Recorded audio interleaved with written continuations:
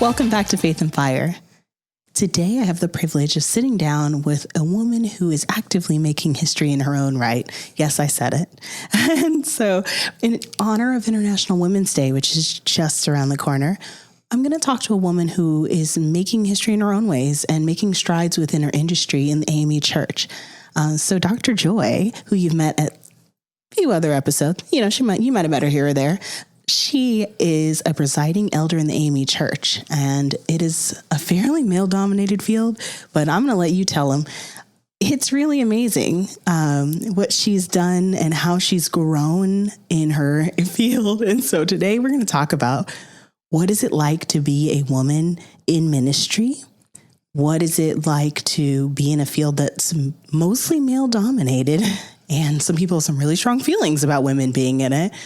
And just how does this impact your life and your faith journey? So welcome, Dr. Joy, and excited to talk to you about it. Oh, thank you. It's always a pleasure to be here. Yes. So, Dr. Joy, and I'm excited to sit down with you one-on-one because we haven't had a one-on-one before, and we've been in episodes with a bunch of other people. So now it's just you and me. Yes. And so I want to have a heart-to-heart. What is it like for you being a woman in the field that you're in?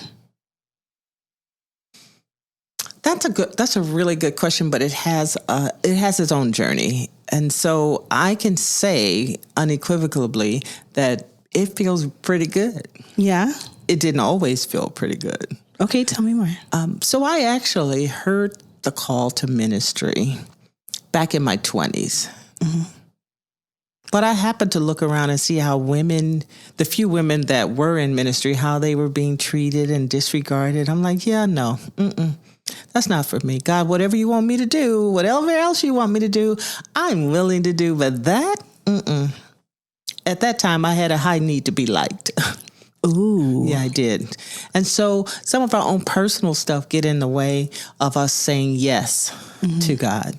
So fast forward 20 years. It was 20 years later that I accepted my call to ordain ministry. Now, mind you, throughout all of this time, I was very active in the church. I wasn't a pew member at all. Very active in different capacities in leadership and teaching and training. So I thought I was doing enough, right? I thought God was using me enough. And God was using me, but not in the way he intended. Okay.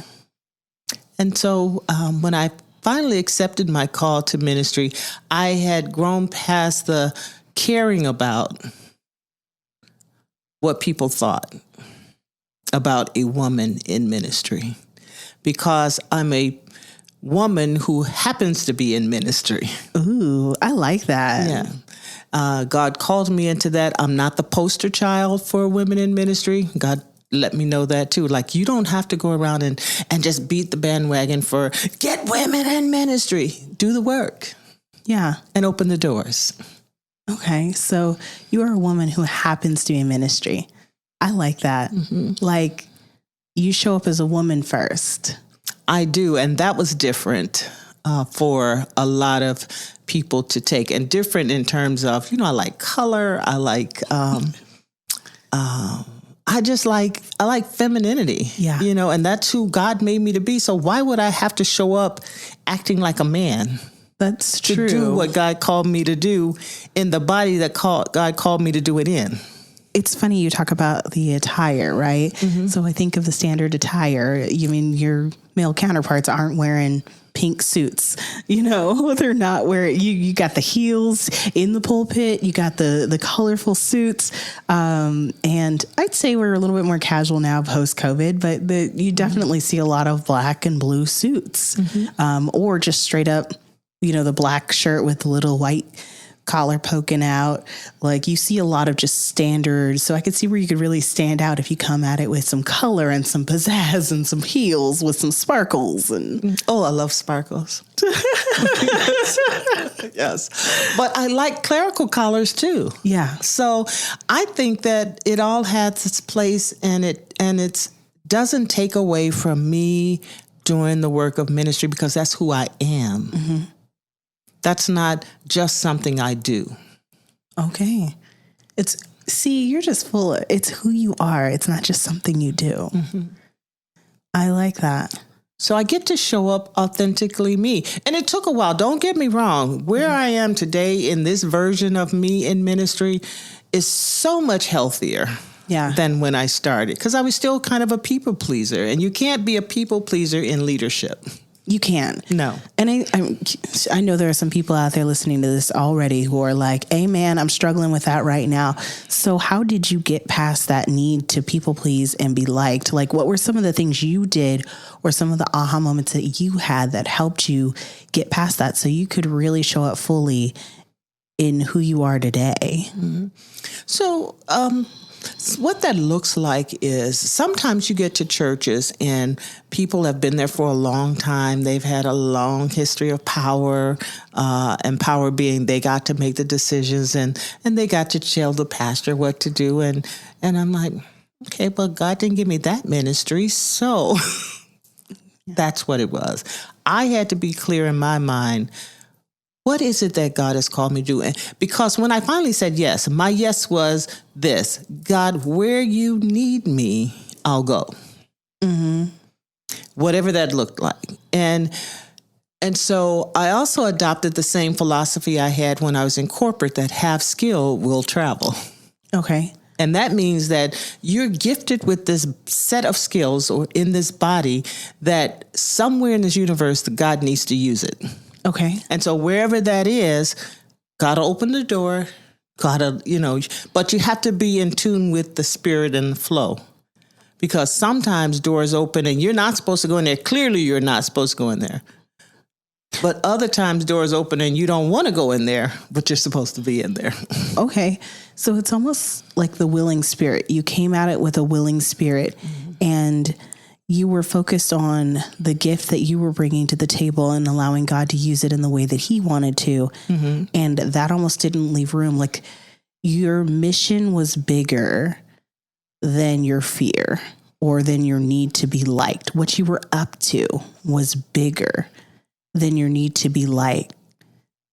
Don't get me wrong. I still like to be liked, but not like I did. Yeah. The ego is out of that. Because now I look at, God, what's in this space? Especially when you know you haven't done anything to someone. When you know that you're walking in a pure space and you're walking in love and joy. When you've done the internal work, and I know that's the way I walk. When it's not received like that, that's my opportunity to say, God, how do you want to use me in this person's life? Because clearly they're not receiving joy. How do you know that, preacher? Because I am joy. When I show up, joy shows up. Yeah. It's interesting because I had a moment a couple of days ago where I think I had a aha moment about that need to be liked. And I want to liken kind of what you're saying to almost parenting, because I feel like maybe when you have a congregation, you might feel like you are parenting a large group of children. Maybe might. It's correct. So I was sitting with my little one, my bonus baby, and she was in the back of the car, and she'd been throwing around a paper airplane while I was driving. So the first time, we had a conversation about where the paper airplane doesn't go, and we handed it back. The second time, I kept the paper airplane. Well, she wanted to let me know how she felt about that the entire ride back to the house. And she was like, you're being mean. This is terrible. Give me back my airplane. I want to say that it was more polite than that, but it may not have been. She's 5 and she's still working on that. We're going to pray for her. But it's interesting because the whole ride there, I'll calmly have a conversation, I'll let her know. And I was like, you know what? I'm going to keep the airplane up here because, I'll explain to her why it's dangerous, But I was keeping the airplane because it was about her safety. And if I'd given it back to her, it would just be to make her happy, to make her like me because she was mad at me, right? But my love for her and my desire for her to be safe was greater than my need to be liked. Yes. And then that's what I hear you saying is like when you're in the ministry, what you're up to, your love for your congregation, your calling on your life, all of that needs to be greater than your need to be liked. Absolutely. Absolutely. And you have to know, if you're walking into this space saying that, God, what is it that you have me here for the people that you send to worship today? There's a message. They're going to get somewhere. How do I set this up so that they can meet you? So that they can find peace, so that they can get healed, so that they can blah, blah, blah.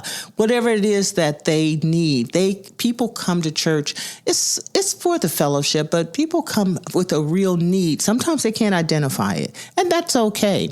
But I see it as my responsibility to create the environment where needs can be met. Ooh, yeah. Mm-hmm. So I can't bring my stuff in there. Yeah. I have to give that to God before I step into the church, before I leave my house. Say, God, I'm not happy today. Oh, I know so-and-so is going to be there. And Lord, no, she works my nerves. So can I give her to you today, God? Can you meet her where she is? Or show me where she is so I can meet her there too. Yeah. I've had those conversations with myself. And here's the thing. I don't have those conversations with other people. Yeah. Yeah. Because it's not their responsibility. And having those conversations with other people is just gossiping. Yeah. Say less. I totally get what you're saying. Yeah. And then you're like, you have to get a cosigner about what God is telling you. No. Mm-mm. No. And I've gotten to that place too, because early in ministry, when you're going through, we have a ministerial process, pretty rigorous and lengthy. And it gives you time to assess not necessarily if you were called, yes, if you were called, but if you were called to ministry in this system. You got to be called to be a minister in the AME church. In any, the AME church, but I'm saying in any denomination. Why am I saying that? Because I've been in others. Yeah. I started in the AME church, and then when I was in college, you have to go with whoever has the car, and they were Baptist, so I wanted to go to church, so we all went to the Baptist church, and then after that, I went to the Pentecostal church, the Apostolic Church of God in Chicago, Illinois, and that's where I grew the most. And my faith journey grew exponentially because I was learning, I was studying, that was the first time I ran to the church to get my seat. And that's apostolic? To hear the word. It's apostolic church? Mm-hmm. Okay, I don't know that I've Pentecostal. Visited. Pentecostal Assemblies of the World, PAW covering. And so then when life happens, I move and I find myself I find myself on the West Coast, and then I find myself in Arizona, and I'm looking around for a church. And the Lord leads me right back to the ME church. Interesting. Yes, because that's when I heard the call. And that's where I accepted the call. So it's like your full circle moment. Yeah. Like I've been trying to tell you. Mm-hmm. But the good news about the run, some people say, I understand, Jonah. Look, I don't want to do it. I know that if I do this, those people, you're going to save them. And right now, those people are making life difficult for me. It's one of those things, right? In some way. But the beauty of the journey is that I didn't stop serving. Mm-hmm. I grew, I got other experiences, and I was out in the corporate world. So being in ordained ministry is a second or third career for me. Yeah. And I bring all of those skills with me into this role. And that's beautiful. I think that's one of the things that's really made you successful, is that you have more tools in your tool belt to draw on, which has made you an asset in the church. That's my personal opinion, observing third party. You didn't say it. I said it. Thank you. So let's really talk about this, because you've been in leadership, not only in the church, but also in corporate America. And I must say, as women, we face very interesting issues that our counterparts don't have to deal with. One of those things really being, I remember a time where in the church, we were voting for, I want to say it was a bishop. And there were questions about, well, she has a child out of wedlock. And I remember that I was in the YPD. I was young. So this is good. It was a long time ago. No one's going to remember, not even me, who we were talking about. But those are the kind of conversations. Oh, she has a child. She had a child out of wedlock. She's unmarried. Those kind of things came up when they were deciding whether to even vote this bishop in, being a woman in the AME church. Do you encounter comments about your life choices, comments about like our counterparts our counterparts could be married and everybody knows he's sleeping with somebody on the side and not bad at, like, no one bats an eye, but you take something like, oh, she has a child from earlier on in her life, or she's not married. And I feel like it's different for a woman. It is different. Now, but you have to, that difference was part of the journey. So initially I said it was how I saw people being treated. Yeah. Right. Women being treated. And then it became, I've been in meetings with my boards and I'm providing leadership. I'm taking them to places that they hadn't thought they could go financially and spiritually. God is using me in that way. And in a meeting, we were talking about my compensation and whether or not I deserved an increase. And one of the comments from a woman was, well, you already have a business and you don't really need it. I said, wait, hold up, what? And I have to tell you, that probably hurt my heart. It hurt my heart more than if she had said, we really just want a man here. That wasn't it. Following leadership, but it was about, wait, you don't think I deserve a raise because I can take care of myself? How dare you be able to take care of yourself? So you're equating, and for a minute I got in my feelings. I mean, that meeting probably ended because I didn't want to talk anymore. No, it probably ended. I continued on. I was professional, but I went home and I was very irritated. Sometimes the most professional thing I can do is end a conversation right there because I have nothing professional left to say to you. And the professional thing is knowing when to close something too. Mm-hmm. And so I said, okay, we need to talk, but I didn't just leave it there.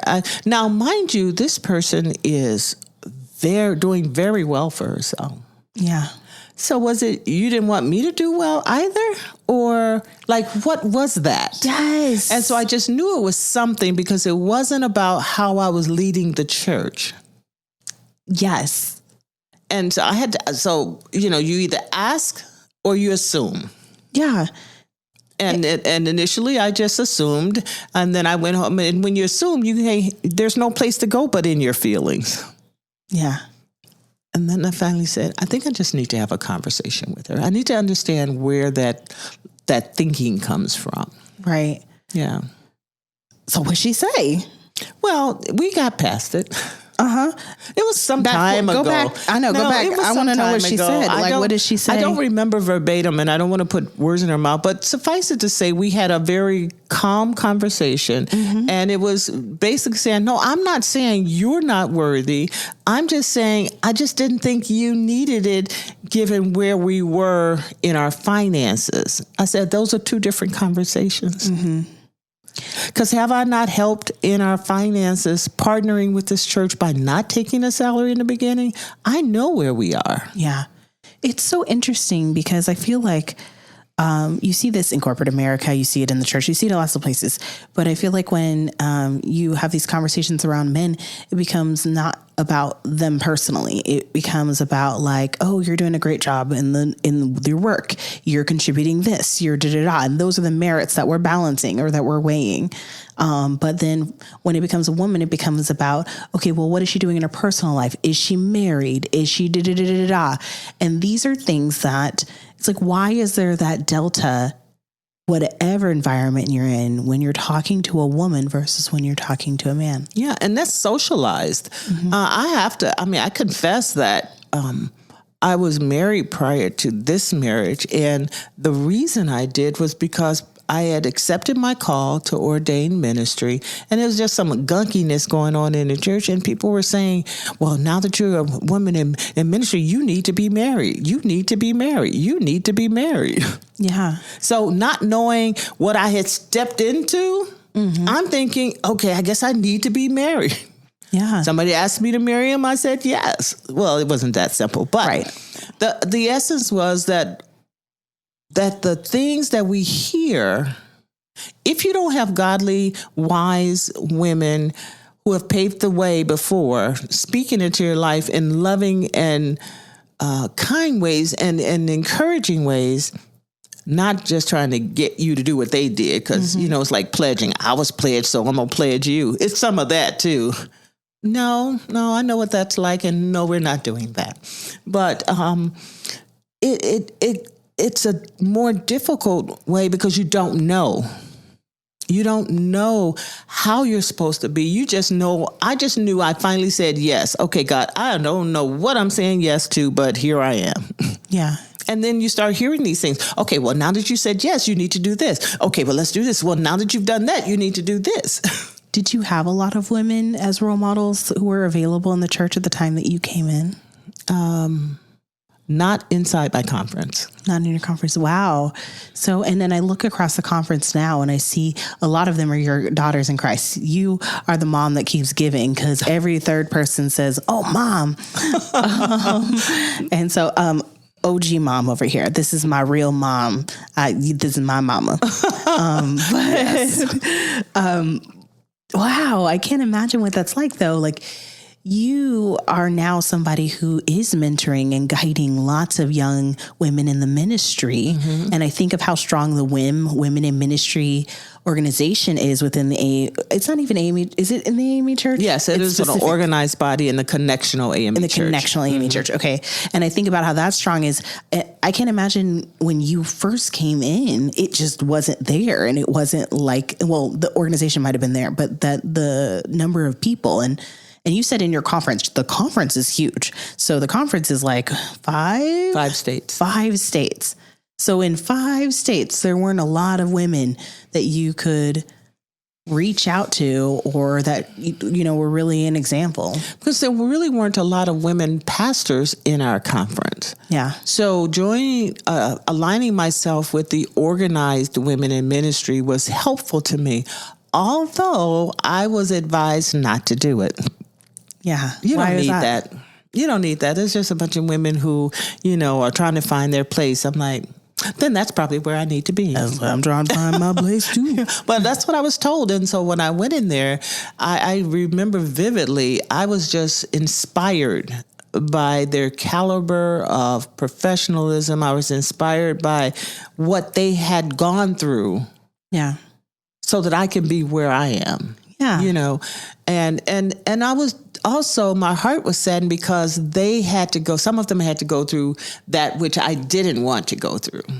Some of those things that kept me out, having to act like a man and not being able to be feminine or question things. And it is probably a good thing that I accepted the call when I did, because I probably would have been put out. I don't know. Not put out. Well, you have been uncalled, ma'am. Counseled into other areas because I question things, because I believe that a God worth having is a God worth questioning. I don't know everything. And so God, when I see something, I'm like, okay, why are we doing that? You've been invited to explore other opportunities outside of the AME church. That's right. Let me help you. No, you can stay in the AME church, but yeah, maybe this is not for you. And even when I planted the church, I had no idea what I was doing. Yeah. I know I heard God say, using the text out of Genesis 12, leave your father's house. I was underneath my father in the ministry, doing well. I was learning and growing. I was comfortable. And I heard, leave your father's house and go to a place that I will show you. I'm like, but, right. Now, mind you, it was 2003 when I said yes. Yeah. It's 2006 when I'm hearing this. 3 years later. So I'm like, wait, it was a lot. But God just showed up. He said, I'll show you. I'll show you what to do. I knew nothing about planting a church. But I praise God that he trusted me enough that I would follow the Holy Spirit's leading. And then God just began to download what the theme was and what the motto is and what we were going to be. Just downloaded it. And here we are 16, almost 17 years later, and they're thriving. Wow. And I just look at that, not from an ownership perspective. Plug for Mount Moriah AME Church in Maricopa, Arizona. But not from an ownership. I just look at them as God allowed me to partner with him with kingdom work. That was my assignment. And when God was ready for me to take on another assignment, he had to ready me because that was like my baby. I wasn't ready to let my baby go. And no, my baby still needs me. They're not grown. They're not even a teenager. It's okay. I got somebody. Yeah. I got somebody. And that was the other thing is I didn't have a choice on who was coming behind me. In our system, pastors are appointed by the bishop. So I said, so it took me 8 months. God told me that I was going to be moving 8 months before I moved. And my first conversation was like, no, we're doing fine. We're keeping up with all our stuff. We're growing. The conversation I'm having with the Lord, he said, okay, you get used to it. And stuff would just come and stuff would just come. And probably 8 months later, it was settled in my spirit that I don't know where I'm going, but I know that I'm going. Mm-hmm. And I know God's going to take care of my baby. Yeah. The interesting thing that you brought up was there were some women in ministry when you started out that didn't have anyone there. And I'm listening to the journey that you went through as you planted your church and as you had to move away from your planted church. What would you say to someone who is that first person in the space, who is that person who is the pioneer at their job or in a community setting where they're at? How do they approach that if you are the first and there is no one else? Right. And see, this is why I say part of the journey was that time that when I heard the call, between when I heard the call and when I said yes. Because in the corporate world, I have lots of firsts. Being the first Black bank attendant at a bank that they've ever had, and having people drive through the drive-through, and when they look up, they just stare. They can't even tell me what they want. They're just staring like, oh my God. Yeah. Being the first Black woman in the Treasury Department of a major semiconductor manufacturer. Being the first. So I've had lots of firsts. And what it taught me was that when I'm in those situations, God opened that door so that I could, and the responsibility I have is to do my best because somebody's coming behind me. Okay. Like if I mess up here, if I let them get to me here, if I do whatever I do here, then they're going to say, yep, we tried one. Yeah. You remember the last one we had, Bob? Mm-hmm. She was smart, but you don't want to work with her. And so in many ways, we used to call that bent for the body. Yeah. I was bent for the body of Christ. I was bent for the body that would come behind me. Yeah. Not broken, but bent. Yeah.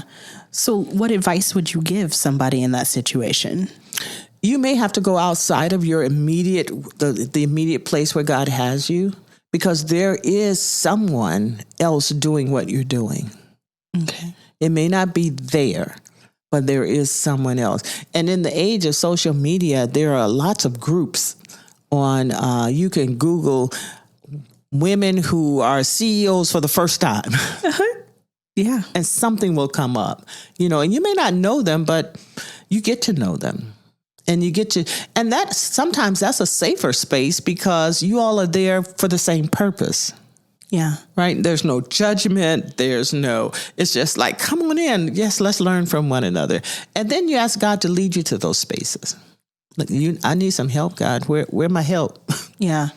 So don't give up on finding that space, you're saying. It's really about, if you're not finding others who are like you in this smaller circle that you're looking in, expand that. Expand look it. a little further until you find that support circle, because everybody needs that support circle. Absolutely. But also in that space, God wants to not only bless you, but teach you. So it's like, okay, here we are again, God. Let me see. What did I learn the last time I was the first? And how can I apply that here? So back in the day, not only the isms you had to deal with being the first was not only sexism, but racism as well. And so I remember vividly, this was when I had my first job in the Treasury Department. And I was going up the elevator, and there was a Caucasian woman on the elevator with me, and we both doing the elevator thing, where you look up to the numbers like you're going to get there faster.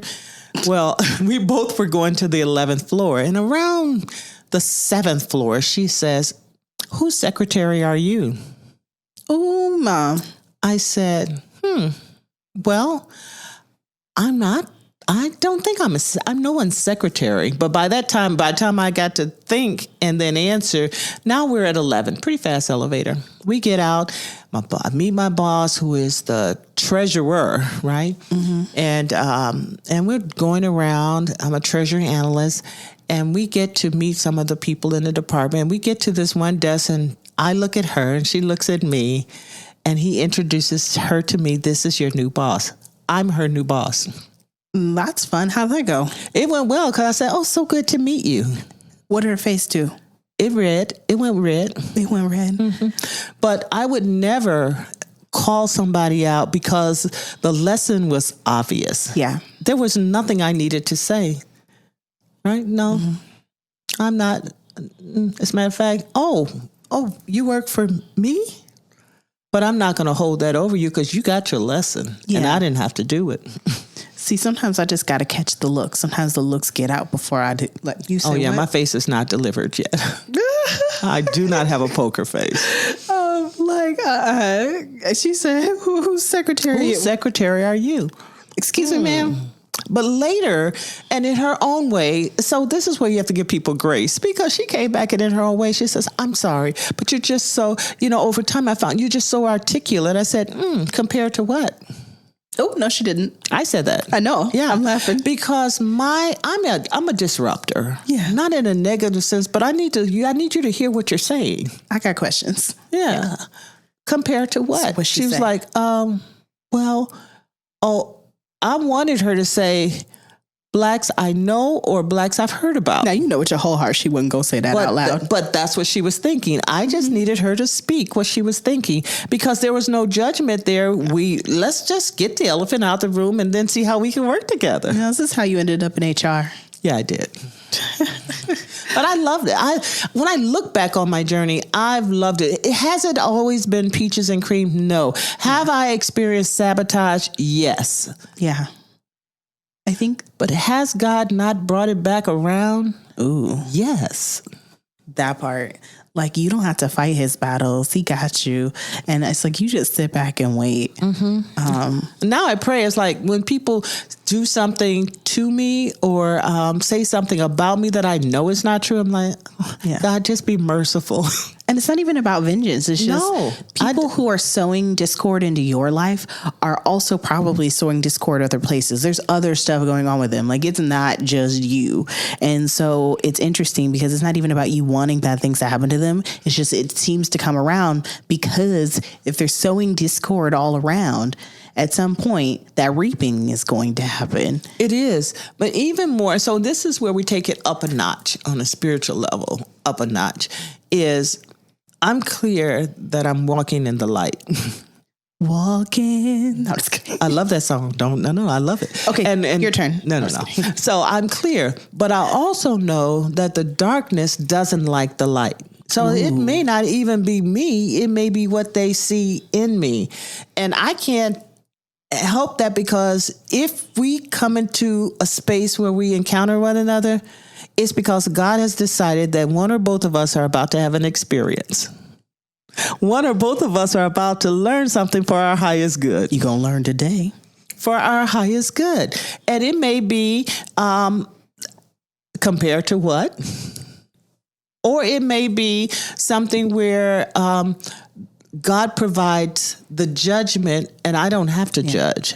So I've learned to lean into trusting God for all of those situations. And people say, well, how can you, but she doesn't like you. It's like, that's not my issue. That's absolutely. Like, what is not to like?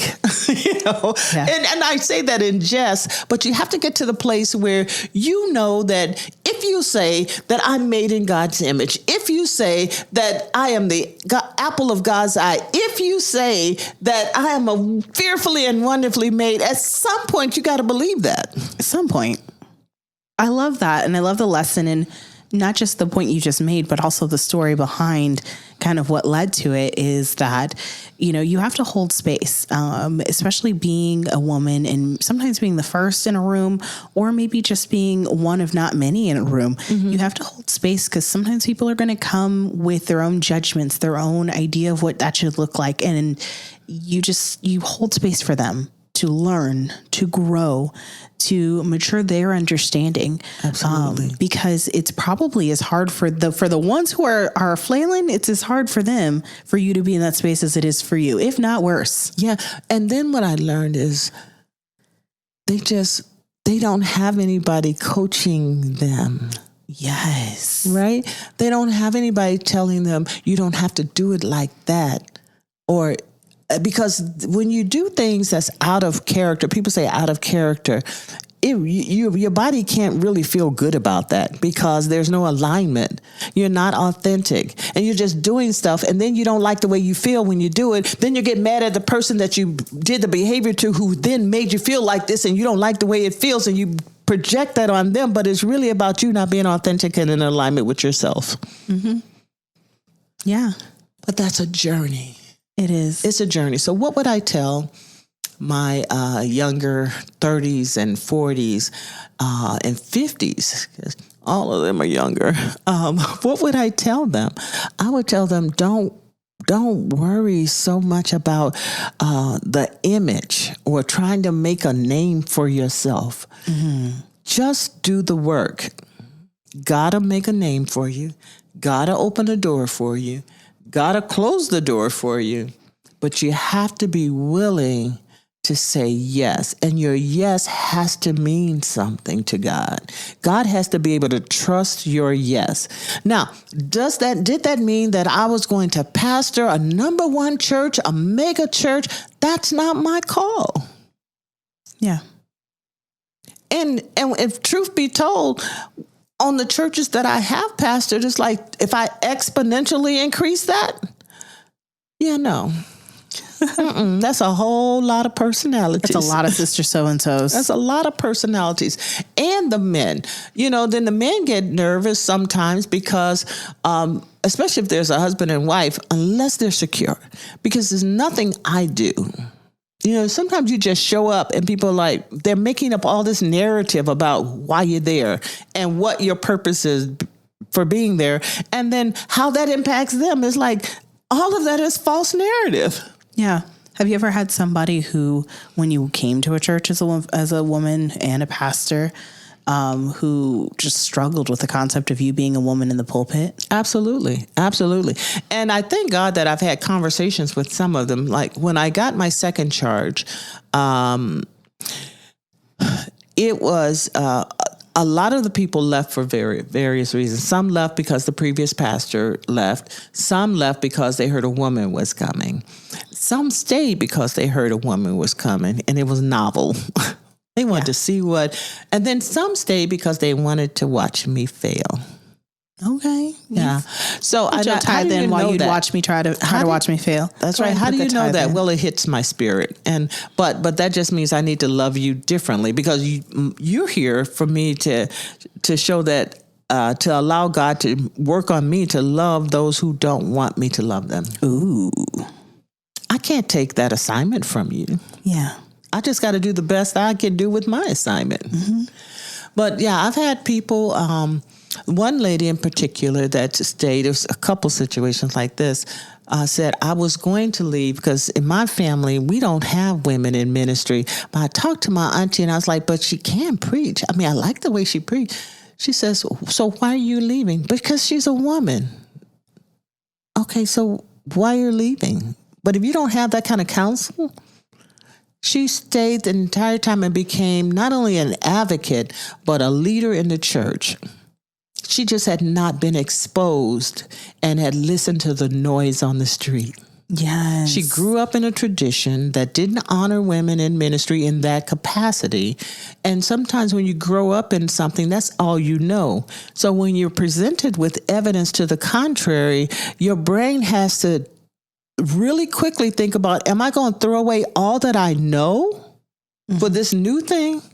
Or am I going to create space to learn what this new thing would mean for me? Yeah. And she stood there and we were able to have a very good conversation about this. I'll give you another example. I was talking to another female presiding elder, and we were just talking about women in the church.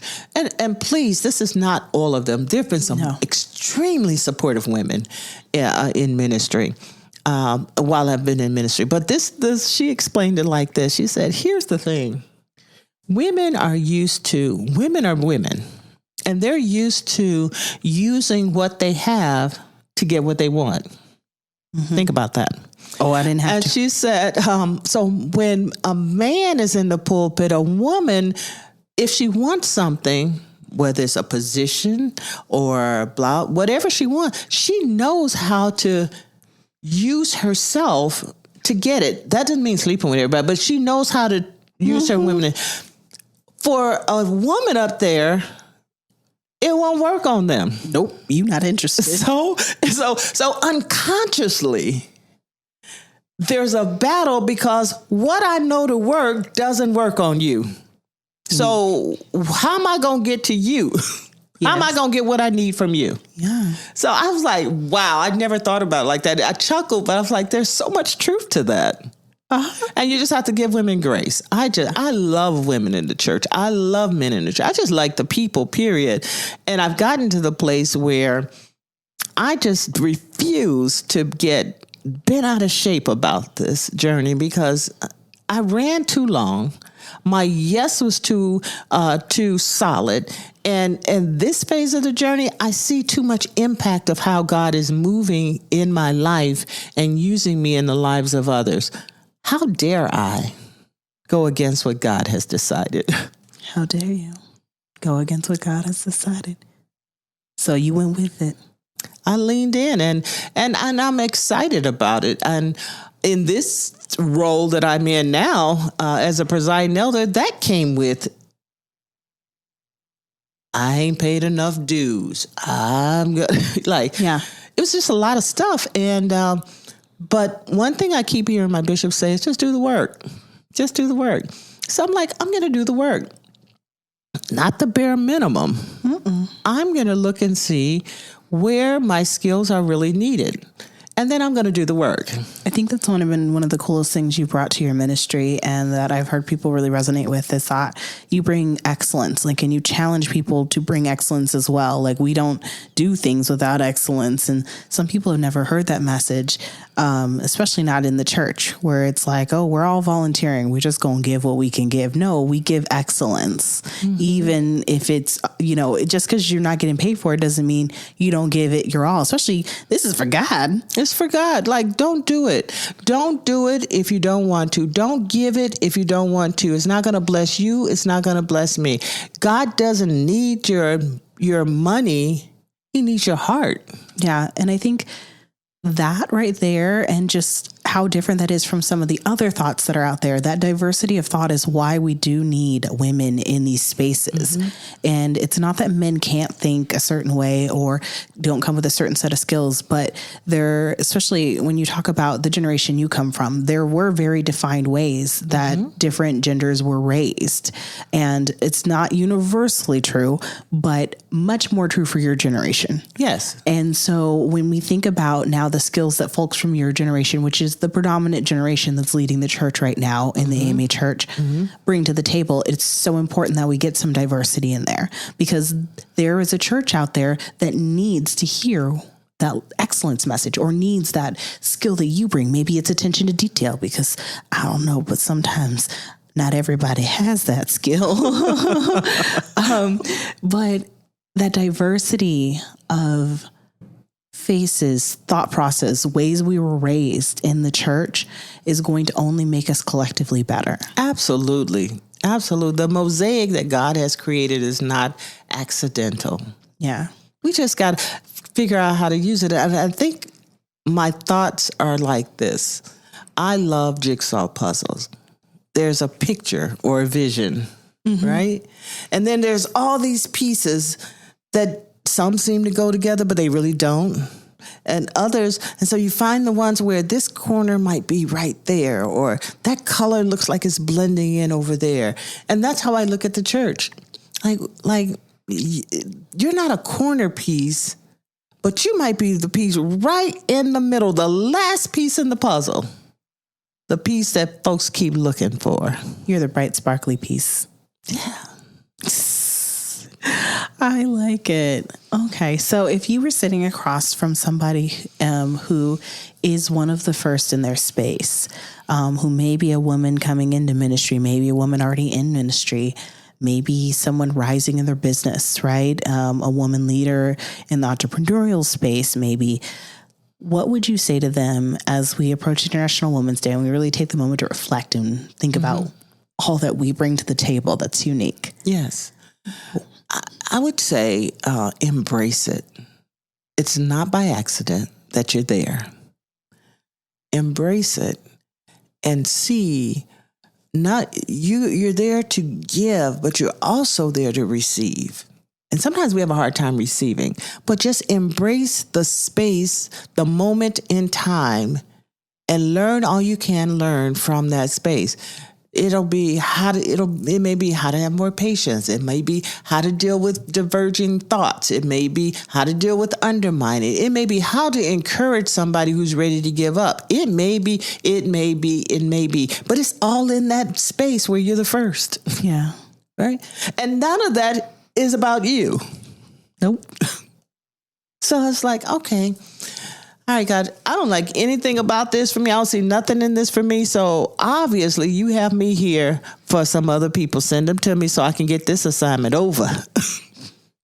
That's my new season is if I don't like something, I'm like, okay, God, I'm all the way into this so that I can learn what I need to learn so I can get out of this moment. Listen, but you got to have that kind of personal relationship with God. God created me.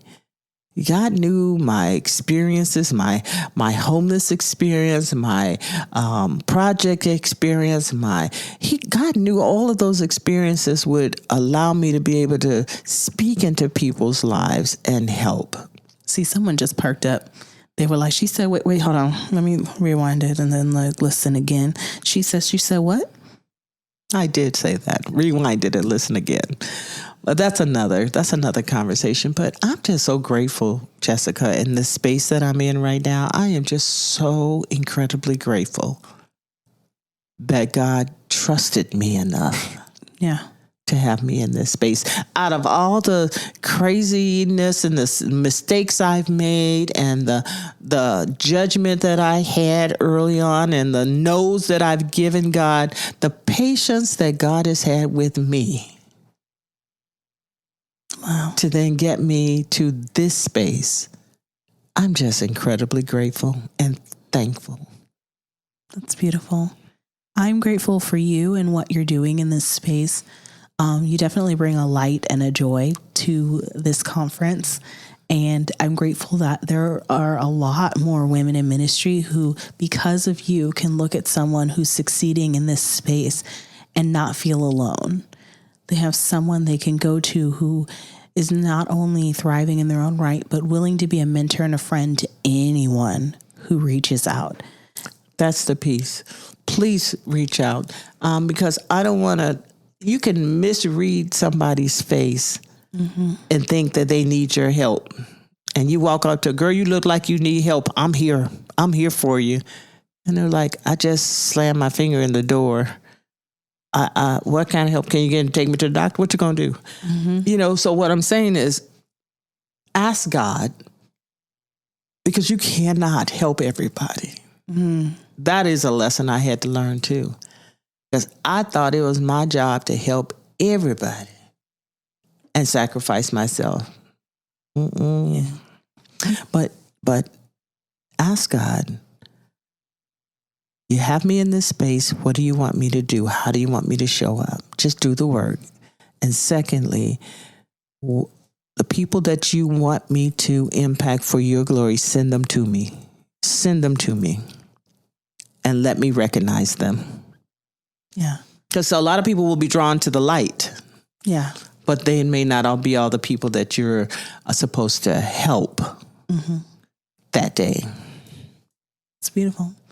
Well, thank you for the light that you are. And thank you for always being a steady rock on our show to provide some spiritual grounding as we tackle these topics that need an open mind. So we appreciate you. Oh, it's my joy. And thank you. That little part of the story is just the iceberg. And, so I'm always open to, if it'll help somebody, that if I can help somebody along the way, then my living will not be in vain. Beautiful. Thank you. Thank you. Thank you for joining us today, as well as we have this conversation. I hope that you're feeling inspired. I hope that you're feeling inspired and you got a nugget for yourself. This is a great episode. Share it with a woman that you care about.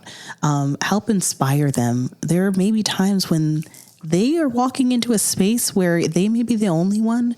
They may be charting the trail. They may be coming on a path that's already been paved, but need a little help. Maybe they need you in their corner, need someone in their circle. So encourage someone today. Be sure to share the episode, follow, and join us for more on Faith and Fire.